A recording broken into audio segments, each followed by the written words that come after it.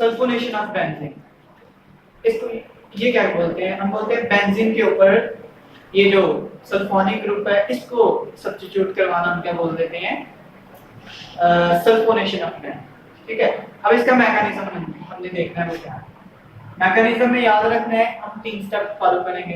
ठीक है, वो कौन से, जो मैंने आपको पहले भी बताया क्लास में कि पहले हम इलेक्ट्रोफाइल प्रोड्यूस करवाएंगे, उसके बाद क्या होगा अटैच करवाएंगे, और लास्ट में क्या होगा कि उसके रिंग को एरोमेटिक बनाने के लिए डीप्रोटोनेशन करेंगे। ठीक है, तो ये हम यहाँ पर देखेंगे।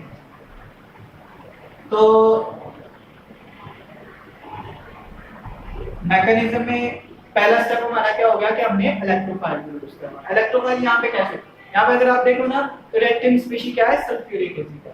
अब सल्फ्यूरिक एसिड जो है ये कैटलिस्ट के तौर पे भी काम करता है। ठीक है, वो कैसे,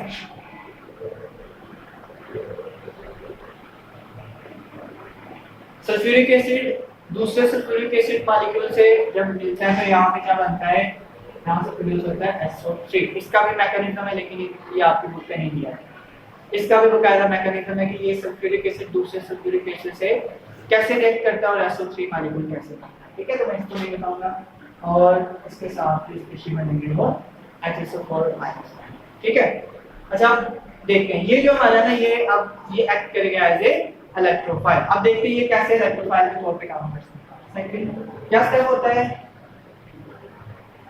रिंग में अटैक करने हैं, तो देखते हैं ये कैसे होता है। हम यहाँ पे बनाएंगे बेंजीन रिंग, और SO3 गैस को जो है ये SO3 है इसको हम ऐसे लिख सकते हैं। ठीक है, ये जो सल्फर है इसमें पार्शियल पॉजिटिव चार्ज होते हैं, और ये जो ऑक्सीजन है इस पे पार्शियल नेगेटिव चार्ज। अब ये पॉजिटिव सेंटर है, ये रिंग क्या करता है, ये इस सल्फर में क्या करेगा अटैक करेगा, और ये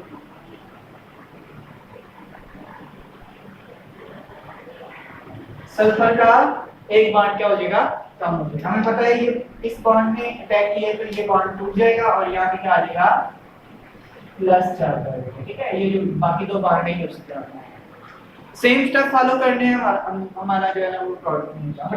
थर्ड स्टेप क्या होता है, थर्ड स्टेप होता है कि बेंजीन रिंग जो है उसको दोबारा से क्या करना है एरोमेटिक करना है। ठीक है, तो ये जो प्लस चार्ज ये बॉन्ड काम है, हमने ये बॉन्ड बना लिया। ये बॉन्ड कैसे होता है, ये हाइड्रोजन जो है ये यहाँ पे जो थी पहले, इस हाइड्रोजन को अगर यहाँ से रिमूव कर दे तो इस हाइड्रोजन का बॉन्ड क्या होगा ये रिंग के अंदर शिफ्ट हो जाएगा। ठीक है, तो वो कैसे करेंगे,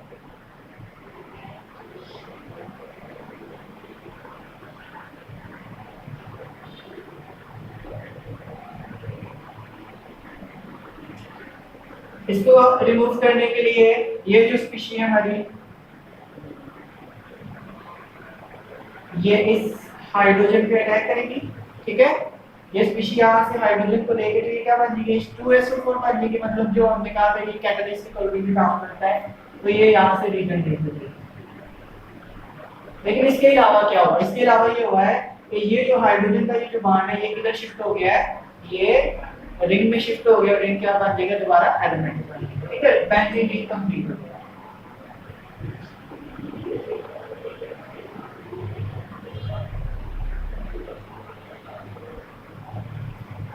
और ये बॉन्ड क्या होगा, यहाँ पे ये बॉन्ड बन जाएगा। अब एक और काम रह गया, एक बॉन्ड क्या, यहाँ पे भी हाइड्रोजन लगेगा। ठीक है, क्योंकि हमारा प्रोडक्ट क्या है SO3H है, यहाँ पे हाइड्रोजन है, वो हाइड्रोजन का असल में ये जो पहले स्टेप में मैंने एक चीज भी बताई कि यहाँ पे प्रोड्यूस होता है ये स्पीशीज भी प्रोड्यूस होती है। अब क्या करते हैं, ये जो आपके अभी यहाँ पे हाइड्रोजन लगानी है, हाइड्रोजन ली जाएगी इस हाइड्रोनियम आयन। ठीक है, हो गया।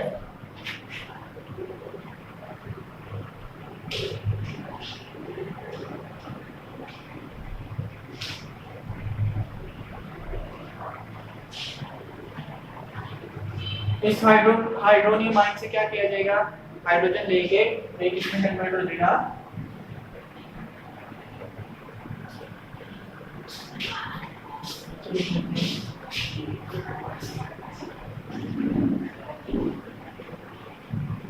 ठीक है जी। तो ये हमारा क्या बन गया बेंजीन सल्फोनिक एसिड। तो ये इसका मैकेनिज्म है। इस पे भी हमने सिर्फ 3 स्टेप्स ही फॉलो किए हैं, इलेक्ट्रोफाइल प्रोड्यूस करवाया, इलेक्ट्रोफाइल का अटैक करवाया, और लास्ट में हमने क्या किया कि इसको जो एरोमेटिक रिंग है उसको रिंग को दोबारा से एरोमेटिक बनाना। ठीक है, इसके बाद